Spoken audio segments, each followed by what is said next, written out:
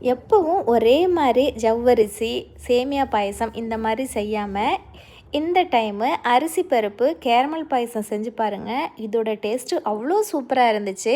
மறுபடியும் செஞ்சுட்டே தான் இருப்பீங்க. ஏன்னா இந்த டேஸ்ட்டுக்கு அடிமை ஆயிடுவீங்க. எப்படி செய்யலான்னு பார்க்கலாமா?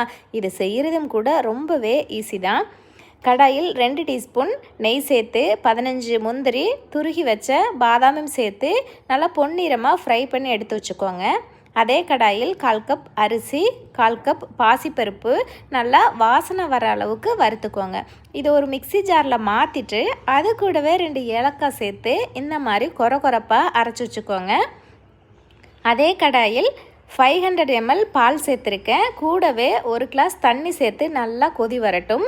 இந்த அளவுக்கு கொதி வந்ததும் நம்ம அரைச்சி வச்ச அரிசி பருப்பையும் சேர்த்து மூடி போட்டு ஒரு 10 நிமிஷம் வேக வச்சுருங்க. இது அப்பப்போ கலந்து விட்டுட்டே இருங்க. இந்த அளவுக்கு நல்லா வெந்து வந்ததும் 200 ml வெல்லம் பாகு காய்ச்சி வடிகட்டி எடுத்து வச்சுருக்கேன். அது கூட சேர்த்து நல்லா கலந்து விட்டுக்கோங்க. அவ்வளவுதாங்க. கடைசியில் நம்ம ஃப்ரை பண்ணி வச்ச முந்திரி பாதாம் சேர்த்துக்கோங்க. கூடவே 2 டீஸ்பூன் நெய் சேர்த்து நல்லா கலந்து விட்டுக்கோங்க. இந்த மாதிரி செஞ்சு பாருங்கள். இதோட டேஸ்ட்டுக்கு ரொம்பவே அடிமை ஆகிடுவீங்க. தேங்க்ஸ் ஃபார் வாட்சிங்.